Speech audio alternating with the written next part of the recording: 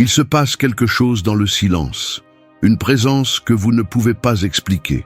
Vous vous réveillez la nuit avec un poids sur la poitrine, une pression dans l'air, et pendant une fraction de seconde, vous vous sentez observé. Vous vous dites que c'est juste votre imagination, que c'est juste du stress, que ça passera. Mais ce n'est pas le cas. Et au fond, quelque chose dans votre esprit le sait. Ce n'est pas seulement dans votre tête. Quelque chose ne va pas. Quelque chose est proche. Et la terrifiante vérité est la suivante. L'obscurité n'a pas besoin de permission pour entrer dans une maison où la lumière n'est plus déclarée. Vous priez, mais rien ne change. Vous allez à l'église, mais le poids est toujours là.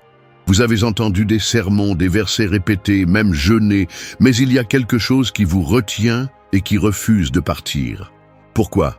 Parce que l'ennemi n'a pas peur d'un chrétien qui va simplement à l'église. Il ne fuit pas ceux qui connaissent Dieu.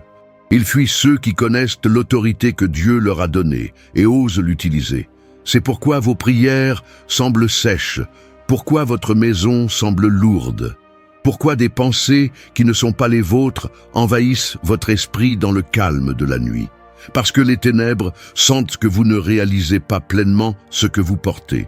Et jusqu'à ce que vous compreniez qu'il y a une arme dans votre main qui peut changer l'atmosphère même de votre vie, vous continuerez à vivre sous un plafond spirituel que l'ennemi a placé sur vous.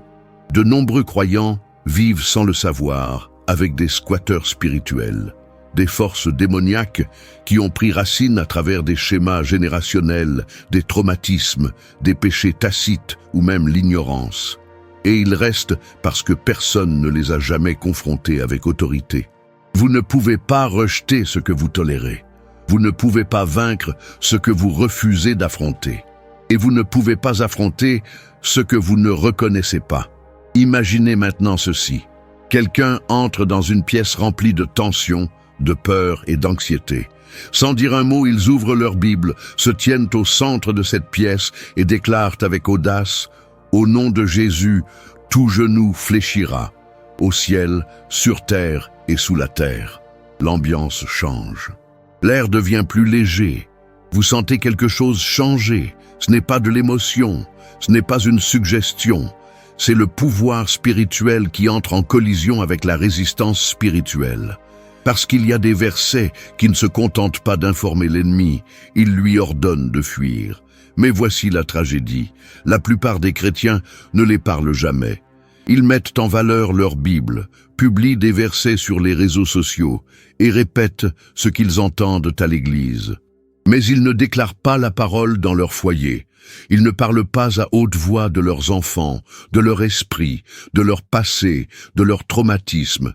Et Satan adore ça, parce qu'un chrétien silencieux est un chrétien impuissant. Et l'ennemi n'a pas besoin d'attaquer un croyant silencieux, il a seulement besoin de le faire taire. Il veut que votre voix soit neutralisée, il veut que vous soyez trop découragé pour parler, trop honte, trop confus. Il veut que vos prières restent dans votre esprit, sans jamais toucher l'air, sans jamais ébranler les fondations. Parce qu'à partir du moment où vous commencez à parler des Écritures avec croyance, avec autorité, avec feu, les ténèbres ne négocient pas. Il part. Si ce message a ému quelque chose au plus profond de vous, si vous avez ressenti ne serait-ce qu'un aperçu de la puissance de Dieu à travers ces paroles, ne restez pas silencieux. Déclarez dès maintenant votre accord en tapant « Amen » dans les commentaires. Faites savoir à l'ennemi que vous ne dormez plus, vous êtes réveillé et vous êtes armé de la parole. La vérité est que le combat spirituel ne commence pas par des visions ou des exorcismes. Cela commence dans la bouche. Cela commence lorsque vous réalisez que le ciel a déjà parlé. Et tout ce que vous avez à faire est de faire écho à cette vérité ici sur terre. C'est ce que Jésus a fait. Il n'a pas discuté avec le diable dans le désert. Il n'a pas crié. Il ne s'est pas expliqué. Il dit « C'est écrit ». Et à chaque déclaration, la force de l'ennemi s'effritait. Mais voici ce qu'ils ne vous disent pas. La plupart des gens qui siègent à l'église en ce moment sont en esclavage. Non pas parce qu'ils manquent de foi, mais parce qu'ils manquent d'activation. Ils ont des armes, mais ne savent pas s'en servir. Ils sont comme des soldats en armure qui ne brandissent jamais leur épée. Et c'est ainsi que la bataille fait rage, silencieusement, invisiblement, constamment, alors qu'ils se demandent pourquoi l'oppression ne s'arrêtera pas. Certains d'entre vous subissent une attaque mentale constante, des pensées qui vous tourmentent, des peurs qui vous paralysent, une honte qui s'accroche à ton âme comme des chaînes. Vous avez prié, vous avez pleuré, vous avez supplié Dieu de l'enlever. Mais que se passe-t-il s'il attend que vous disiez ce qu'il a déjà déclaré? Et si les ténèbres n'étaient pas parties parce que vous n'aviez jamais activé la parole qui les brise? Laissez-moi vous dire ce qui se passe lorsqu'un croyant réalise enfin son autorité. Les démons deviennent nerveux, les schémas se brisent, les atmosphères changent. Soudain, la même maison qui paraissait lourde devient un sanctuaire. Le même esprit qui était rempli de confusion devient rempli de paix. Parce que là où la parole est prononcée, l'ennemi ne peut pas rester. Ce n'est pas seulement un verset, c'est une épée. Mais il faut comprendre autre chose. Le diable connaît aussi les Écritures. Il l'a utilisé contre Jésus dans le désert, mais il l'a tordu. Je l'ai manipulé. Je l'ai utilisé sans l'esprit. C'est pourquoi le pouvoir ne réside pas seulement dans les mots. Il réside dans l'autorité qui les sous-tend. Si vous ne savez pas qui vous êtes en Christ, le diable se moquera de vos déclarations. Mais dès que vous parlez d'identité, d'autorité, de compréhension, c'est fini. Pensez aux 7 fils de Séva dans Acte 19. Ils essayèrent de chasser les démons en disant « Au nom de Jésus que Paul prêche ». Et que s'est-il passé? Les démons répondirent « Jésus, je sais. Paul, je sais. Mais qui es-tu » Et ils ont été attaqués. Pourquoi? Parce qu'ils n'avaient aucune autorité. Ils parlaient sans pouvoir. Ils ont répété ce qu'ils avaient entendu, mais ils ne l'ont pas repris. C'est le danger de la routine religieuse sans révélation, de citer les Écritures sans comprendre leur pouvoir, d'aller à l'église, mais de ne jamais entrer dans votre autorité divine. Et c'est exactement là que l'ennemi vous veut, plein de routine, vide de feu. Mais voici la bonne nouvelle, vous n'êtes pas obligé d'y rester, quelque chose est sur le point de changer. Parce que maintenant, vous savez que les ténèbres ne peuvent pas résister à la lumière, que ta voix, lorsqu'elle est remplie de foi, ébranle l'invisible, qu'il existe un verset qui peut faire fuir les démons plus vite que n'importe quel sermon, n'importe quel cri, n'importe quelle chanson. Mais avant de pouvoir le déclarer, il faut le comprendre. Vous devez le croire, et surtout, vous devez l'utiliser à voix haute. Se préparer. Parce que dans la partie suivante, nous allons exposer le verset que Satan craint le plus et révéler pourquoi le royaume des ténèbres a tout fait pour vous le cacher. Combien de nuits encore passerez-vous en silence, sentant ce poids invisible se presser sur votre poitrine? Combien de fois encore prierez-vous sans rien entendre en réponse? Certaines personnes passent toute leur vie enchaînées, implorant la liberté, alors que la clé est déjà entre leurs mains. Mais personne ne leur a jamais montré comment l'utiliser. Si vous vous êtes déjà senti coincé spirituellement, si vous avez déjà crié dans le noir sans réponse, alors vous devez aller plus profondément. Vous devez aller quelque part où la plupart des gens n'osent jamais. Ce premier lien dans les commentaires, ce n'est pas seulement un lien, c'est une porte.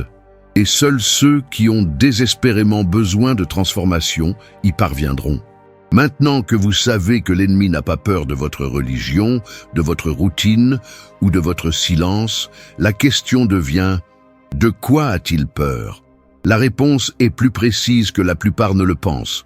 Ce n'est pas votre présence, ce n'est pas votre collection biblique, ce n'est pas à quel point vous chantez fort à l'église, c'est ce qui sort de votre bouche lorsque vous comprenez l'autorité qui se cache derrière cela.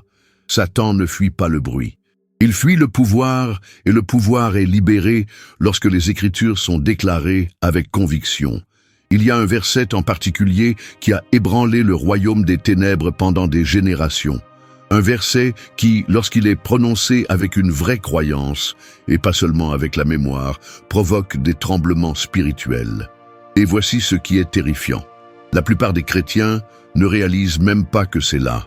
Ils le lisent, le passent sous silence, mais ils ne saisissent pas ce qui se cache sous ces mots.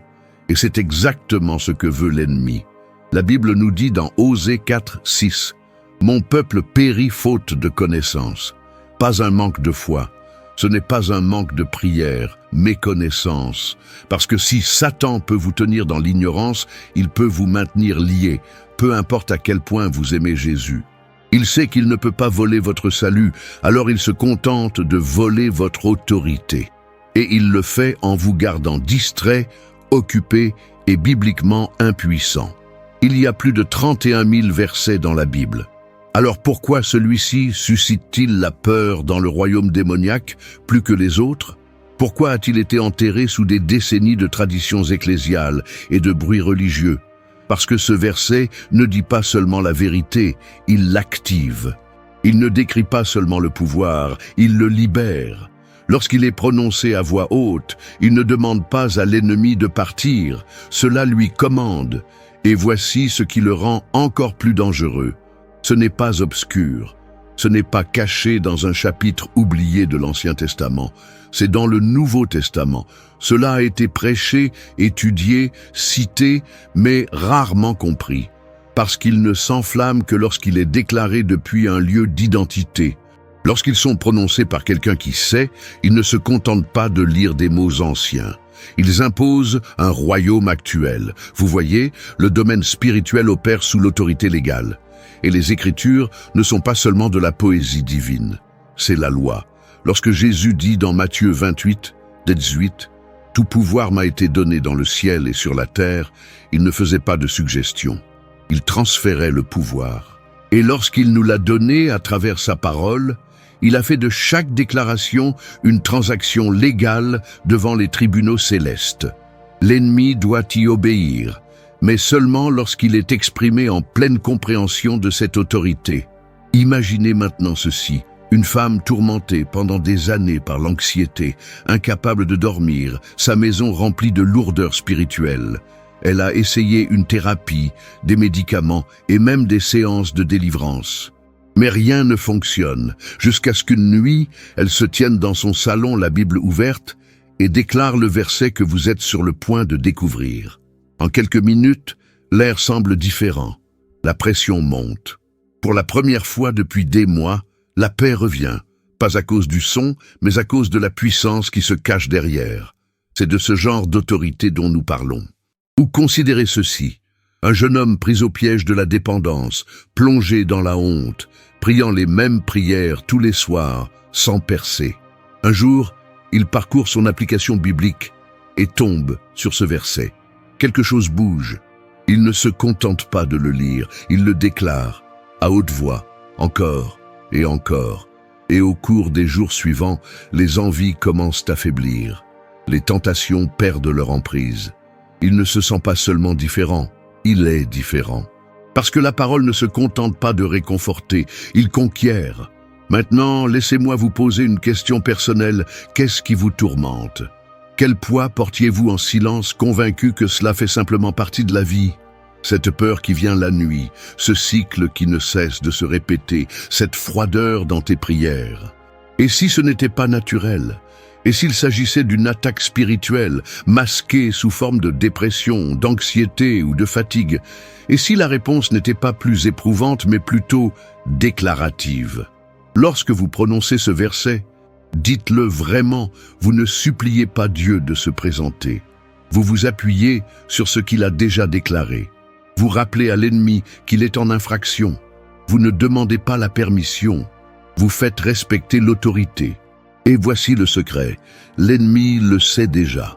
C'est pourquoi il attaque votre confiance. C'est pourquoi il vous fait sentir indigne de parler avec audace. C'est pourquoi il murmure des mensonges comme « ça ne marchera pas pour toi » ou « tu n'es pas assez fort ». Parce qu'au moment où vous croyez vraiment que vous détenez l'autorité du ciel, son emprise sur votre vie se brise. Pensez-y comme ceci. Satan est comme un squatteur dans votre maison. Il sait qu'il n'a aucun droit légal d'être là. Mais tant que vous ne le savez pas, il restera. Il va tourmenter, il va tromper. Mais au moment où vous vous présentez avec l'avis d'expulsion spirituelle, le verset que nous sommes sur le point de révéler, tout change. Parce que maintenant, vous n'espérez pas qu'il parte. Vous le lui ordonnez. Et c'est là que de nombreux croyants échouent. Ils s'arrêtent trop tôt. Ils prononcent la parole une fois, et quand rien ne semble changer, ils se retirent.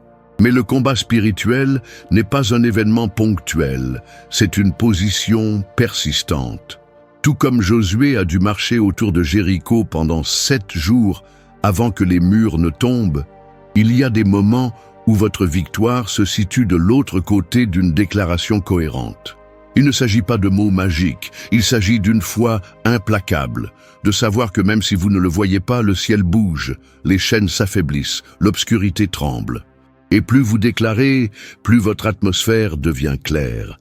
C'est pourquoi dans la partie suivante, nous n'allons pas seulement révéler le verset, nous allons vous montrer comment l'utiliser, quand le parler, pourquoi ça marche, et comment se tenir debout même lorsque rien autour de vous ne semble bouger, parce que la parole ne fonctionne pas lorsque vous vous sentez puissant.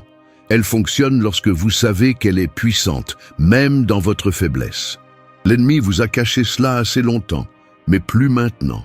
Certaines vérités ne sont pas destinées à être criées, elles sont destinées à être découvertes en silence. Le genre de silence où votre esprit entend enfin ce que votre esprit a ignoré pendant des années. Si vous êtes prêt pour quelque chose de plus profond, vérifiez le premier commentaire. Ce qui vous attend là-bas pourrait être exactement ce dont votre âme avait envie. Alors, qu'est-ce qui différencie exactement ce verset des autres? Qu'est-ce qui lui donne la capacité unique d'envoyer des ondes de choc à travers le royaume spirituel, de disperser les démons comme des insectes exposés à la lumière? Ce ne sont pas seulement les mots, c'est l'autorité qui leur est ancrée et la fondation sur laquelle ils reposent. Ce verset ne parle pas de Dieu à distance. Il déclare son règne, son jugement et sa domination absolue avec une clarté qui ne laisse aucune place à la négociation. Tapez « Amen » si vous êtes prêt à riposter. Pas avec peur, pas de doute, mais avec l'autorité que Dieu vous a déjà donnée. Votre commentaire n'est pas seulement un texte, c'est une déclaration dans le domaine spirituel. Vous voyez, les démons ne craignent pas le bruit, ils craignent la vérité qui a un poids légal. Et ce verset, lorsqu'il est prononcé, ne demande pas aux ténèbres de reculer. Il lui ordonne de fuir selon la loi divine. L'ennemi sait qu'il ne peut pas résister à un croyant qui est à la fois enraciné dans la vérité et suffisamment audacieux pour l'utiliser. C'est ce que ce verset active. Imaginez ceci, une salle d'audience. Un voleur vit illégalement dans la maison de quelqu'un. Le propriétaire entre, incertain, hésitant, suppliant le voleur de partir. Le voleur sourit, impassible. Mais ensuite, le propriétaire revient, tenant à la main un document légal signé par le plus haut tribunal du pays, déclarant que le voleur n'a pas le droit d'être là. Soudain, l'ambiance change. Le voleur ne peut plus faire semblant. Il doit partir, non pas parce que le propriétaire a crié plus fort, mais parce que l'autorité est entrée dans la pièce. C'est ce qui arrive lorsque ce verset est déclaré. Ce n'est pas seulement un plaidoyer, c'est une déclaration. Et le royaume des ténèbres le reconnaît immédiatement. L'un des exemples les plus frappants de ce type d'autorité se trouve dans la vie de Jésus. Dans Marc 1, 23-25, Jésus enseigne dans une synagogue lorsqu'un homme animé d'un esprit impur se met à crier. Le démon reconnaît qui est Jésus et crie de peur. Et que fait Jésus? Il n'effectue pas de rituel, il n'élève même pas la voix, il dit simplement « Tais-toi, sortez de lui ». C'est ça. Et instantanément, le démon obéit. Pourquoi? Parce que ce n'est pas une question de volume, c'est une question d'autorité. Et voici le miracle. Cette même autorité nous a été transmise. Luc 10, 19 le dit clairement. « Voici, je vous donne le pouvoir de fouler aux pieds les serpents et les scorpions et toute la puissance de l'ennemi. » Pas certains, tous. Mais trop de chrétiens vivent comme s'ils mendiaient encore des bribes de pouvoir, alors qu'en réalité, ils détiennent une arme divine et ne savent tout simplement pas comment la manier. C'est pourquoi le verset que nous révélons est redouté, parce qu'il libère cette autorité dans la bouche de tout croyant qui ose la parler. Et la stratégie de Satan a toujours été la même: vous faire sentir indigne de l'utiliser. Chuchoter des mensonges selon lesquels vous n'êtes pas assez saint, pas assez fort, pas assez spirituel. Mais voici la vérité: votre autorité ne vient pas de vous. Cela vient de celui qui vous l'a donné. Lorsque Jésus a été tenté dans le désert, il n'a pas discuté avec Satan, il ne s'est pas expliqué. Il répondait à chaque fois de la même manière: c'est écrit. C'est ça. Cette phrase était son épée, et avec elle, il démantelait chaque mensonge. Et devinez quoi? Vous pouvez faire la même chose, mais permettez-moi de rendre cela encore plus pratique. Peut-être êtes-vous quelqu'un qui lutte contre la peur depuis des années. Cette anxiété profonde et persistante qui vous frappe lorsque vous êtes seul. Cette voix qui vous dit que vous n'êtes pas en sécurité, que quelque chose de grave va arriver. Vous avez prié, vous êtes allé à l'église, mais il s'accroche à vous comme une ombre. Ce n'est pas seulement une émotion, c'est un bastion spirituel. Et cela ne brise pas les bonnes intentions, cela brise la vérité déclarée. Lorsque vous vous levez et prononcez ce verset avec foi, sans émotion, quelque chose commence à changer. Vous ne le verrez peut-être pas immédiatement. Vous ressentez peut-être encore la peur, mais l'ambiance change. Le fondement juridique de cette crainte commence à se fissurer. Parce que vous ne réagissez plus simplement émotionnellement, vous réagissez spirituellement avec l'autorité que Dieu lui-même vous a donnée. Ou peut-être avez-vous vu des schémas dans votre vie qui n'ont aucun sens. Chaque fois que vous vous approchez d'une percée, quelque chose la sabote. Vous continuez à tomber dans le même péché, le même argument, la même crise financière. Et peu importe ce que vous essayez, cela continue de se produire. Ce n'est pas une coïncidence, c'est un cycle. Et les cycles sont brisés par les déclarations spirituelles, et pas seulement par les changements de comportement. C'est là que ce verset devient votre tournant, parce que lorsqu'il est prononcé de manière cohérente, ce n'est pas seulement un rappel à l'ennemi, c'est un rappel pour vous de qui vous êtes, de ce que vous portez et de qui vous soutient. Et chaque fois que vous le prononcez, votre foi grandit, votre audace augmente et l'emprise de l'ennemi s'affaiblit. Et voici quelque chose que la plupart des gens ne réalisent pas. Le domaine spirituel réagit à la cohérence. Non pas parce que Dieu est lent à agir, mais parce que votre cohérence est la preuve que vous croyez ce que vous dites. Cela montre au ciel que vous ne vous contentez pas de réciter des lignes, vous vous tenez à des promesses. Et ce genre de foi est magnétique. Cela attire une percée vers vous comme une gravité spirituelle. Il y a une raison pour laquelle nous progressons lentement vers ce verset, non pas pour vous le cacher, mais pour vous préparer à ce qu'il est censé faire, parce que lorsque vous le parlez, vous devez être prêt, pas excité émotionnellement, spirituellement préparé, parce qu'une fois que vous aurez compris ce qui se cache derrière cela, vous ne pourrez plus jamais revenir aux prières impuissantes.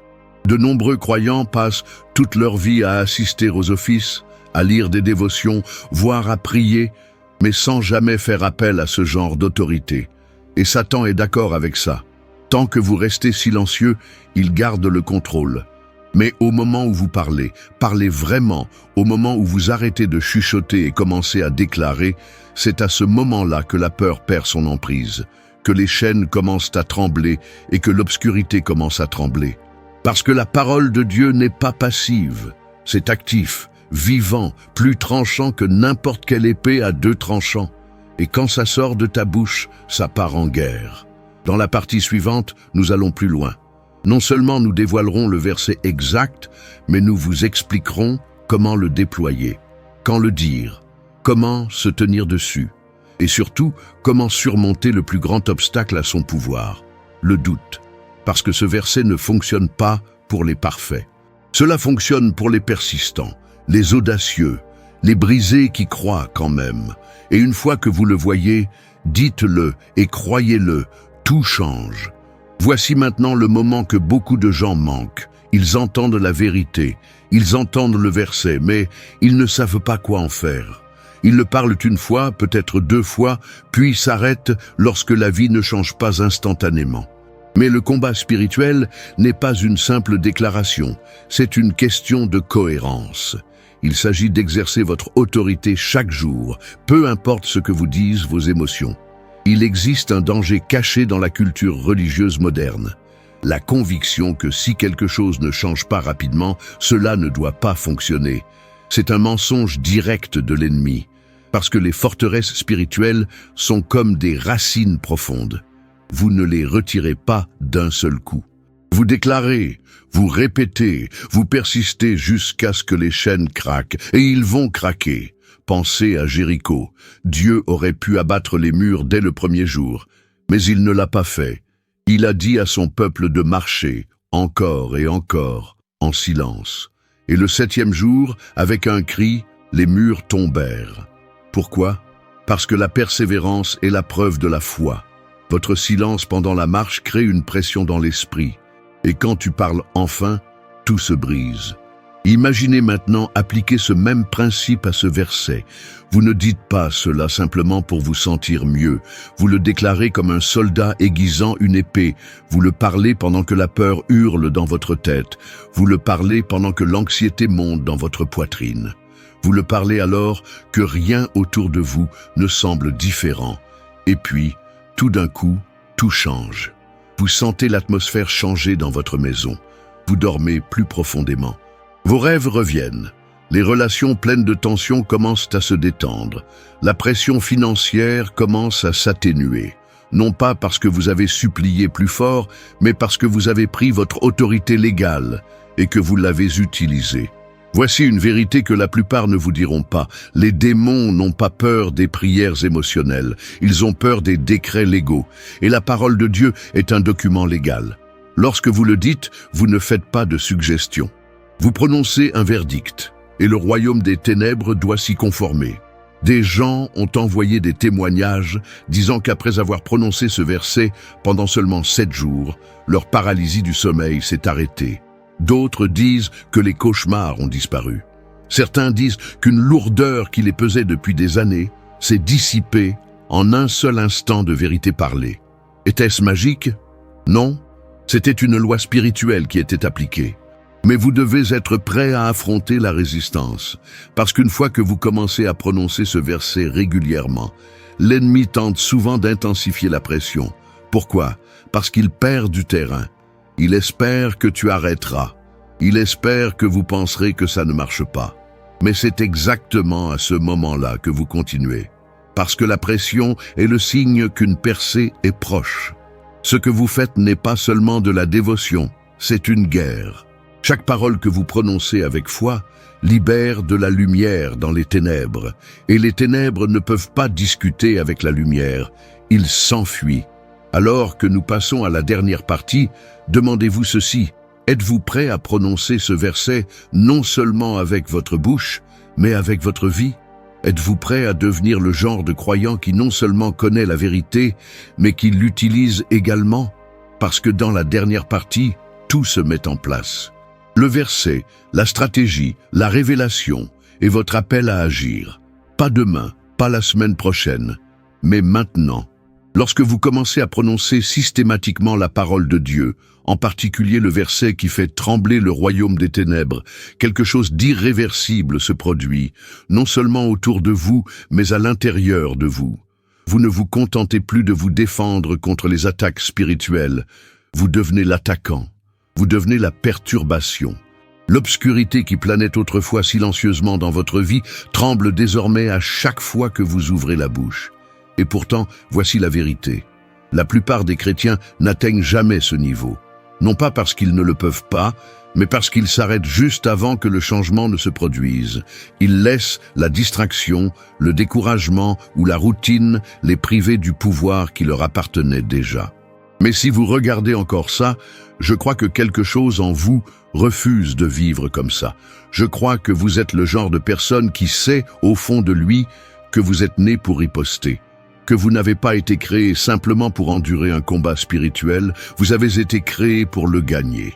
Il ne s'agit pas seulement de savoir quel verset prononcer, il s'agit de savoir qui vous êtes lorsque vous le parlez.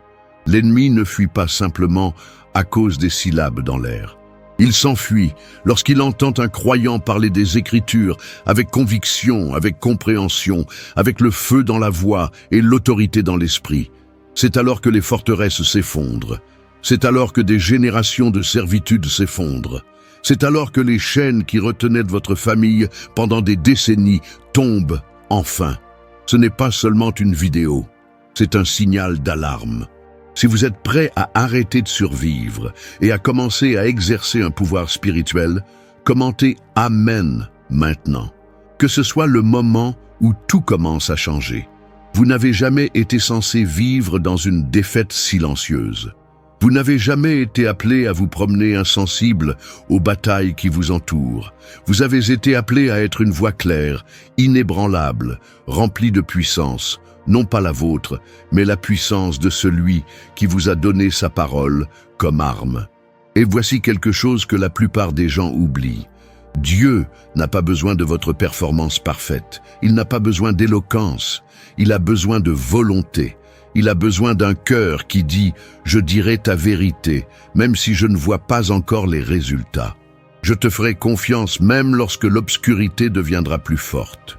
Je continuerai parce que je sais ce qu'il y a de l'autre côté. » Le verset qui fait fuir les démons n'est pas seulement un outil, c'est un tournant.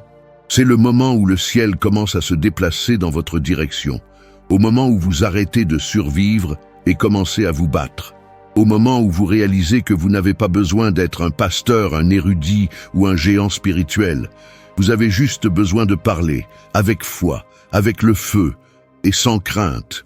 Je vous mets donc au défi maintenant. Ne laissez pas cette révélation s'effacer à la fin de la vidéo. Commencez aujourd'hui. Trouvez un moment, le matin, le soir, même au milieu de votre heure la plus chargée, et prononcez ce verset à voix haute, à refaire demain et le lendemain. Laissez-le devenir votre rythme, votre battement de cœur spirituel. Et quand l'ennemi murmure que rien ne change, vous murmurez la parole plus fort. Parce que Dieu est fidèle. Sa parole ne revient jamais nulle. Et votre percée pourrait être à une déclaration. Si ce voyage a parlé à votre cœur, merci. Merci d'être resté jusqu'à la fin. Merci d'avoir recherché la vérité, alors qu'il aurait été plus facile de la parcourir. Merci d'être le genre de personne qui ne se contente pas de consommer du contenu, mais qui change grâce à lui. Je crois que les chaînes ont commencé à se briser. Je crois que quelque chose a changé en toi aujourd'hui, et je crois que ce n'est que le début. Restez cohérent, restez audacieux, et n'oubliez jamais, la parole dans votre bouche est plus forte que la guerre qui vous entoure. Amen.